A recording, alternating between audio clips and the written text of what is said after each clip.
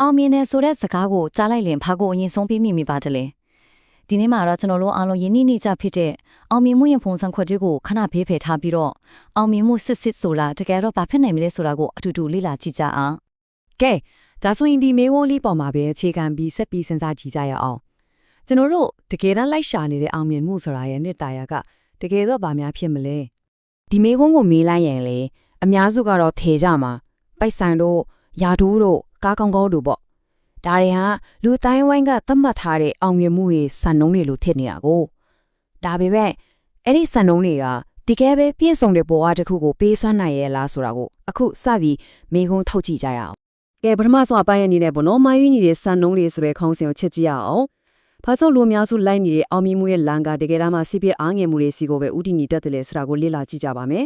ဒါကိုရွှေလောင်အိတ်ချက်ကငတ်လိုမျိုးနဲ့ကောင်တင်စားလို့ရပါတယ်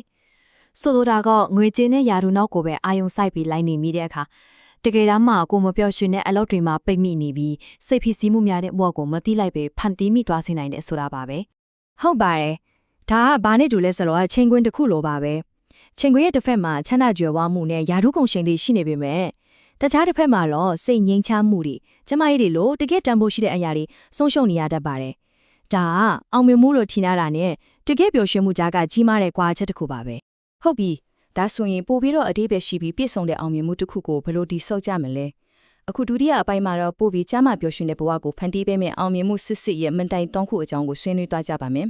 အောင်မြင်မှုစစ်ကိုတိစထားမယ့်အဲ့ဒီမန်တိုင်ကြီး၃ခုကတော့တစ်အချိန်ပိုင်းဆိုင်ရာလွတ်လပ်မှုနှစ်ကျမ်းမာချန့်ခိုင်ပြီးစိတ်ချမ်းသာမှုပြီးတော့၃အတိတ်ပဲရှိတဲ့ဆက်ဆံရေးတွေပါပဲကဲဒီတော့ပထမဆုံးတစ်ခုကနေစပြီးကြည့်လိုက်ကြရအောင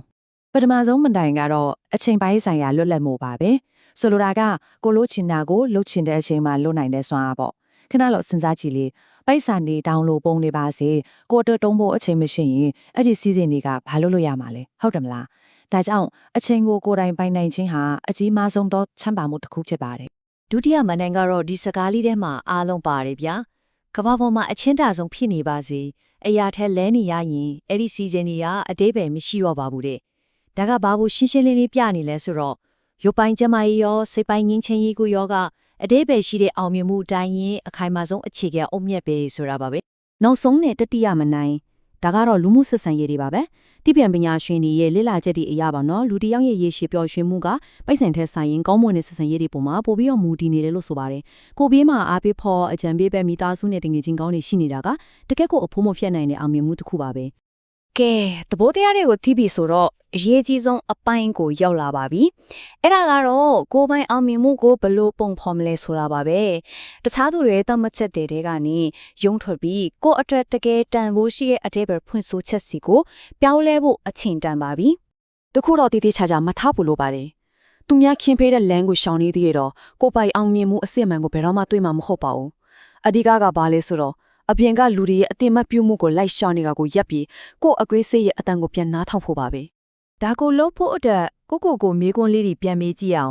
်ပထမမေးခွန်းကတော့ဘဝရဲ့နောက်ဆုံးအချိန်ကိုရောက်တဲ့အခါဘယ်အရာတွေကကိုယ့်အတွက်တကယ်အရေးကြီးဆုံးဖြစ်နေမလဲဒီမေးခွန်းကကိုယ့်ရဲ့တကယ်ဦးစားပေးတွေကဘာလဲဆိုတာကိုရှင်းရှင်းလင်းလင်းမြင်လာစေမှာပါဒုတိယမေးခွန်းကတော့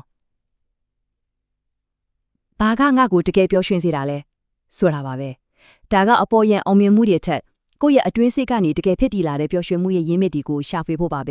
နောက်ဆုံးမေးခွန်းကတော့တော်တော်လေးစဉ်းစားစာတရားကောင်းပါတယ်ပိုက်ဆံကသာအထူးကမဟုတ်ဘူးဆိုရင်ကိုယ့်ဘဝကိုဘယ်လိုမျိုးပုံဖော်နေချင်မလဲဒီမေးခွန်းကငွေကြေးဆွဲဖိအားတွေရဲ့အလွန်မှရှိနေတဲ့ကိုယ့်ရဲ့တကိစ္စနာအမှန်တွေကိုဖော်ထုတ်ဖို့အများကြီးကူညီပေးပါလိမ့်မယ်ဒါဒီအားလုံးကိုအနစ်ချုပ်လိုက်ရင်တော့အောင်မြင်မှုဆိုတာတနည်းအားဖြင့်ကိုရောက်သွားရမယ်ပန်းနိုင်တစ်ခုမဟုတ်ပါဘူးဒါဟာခီးလန်းတစ်ခုပါအောင်မြင်မှုအစစ်မှန်ဆိုတာကိုယ့်ဘဝရဲ့နေ့စဉ်ဖြတ်သန်းမှုရဲ့အရေးသွင်းနဲ့ပဲတိုက်ရိုက်သက်ဆိုင်နေပါတယ်အဆုံးသတ်အနေနဲ့ဒီစကားလေးကိုပဲလက်ဆောင်ပါခြင်းပါတယ်အောင်မြင်မှုစစ်ဆိုတာကိုပြန်ပြီးတော့ငါဘဝကတကယ်ကိုကျင့်နှက်စရာကောင်းလိုက်တာပါပဲတဲ့ဒါကြောင့်အောင်မြင်မှုဆိုတာကိုအပြင်ကလူတွေရဲ့တိုင်းတာမှုတွေနဲ့မဟုတ်ပဲကိုယ်ပိုင်စိတ်ကျေနပ်မှုနဲ့ပြန်လဲအသေးပဲဖွင့်ဆိုကြည့်ဖို့တိုက်တွန်းရင်းနဲ့ပဲဒီတင်ဆက်မှုကိုအဆုံးသတ်လိုက်ပါစေ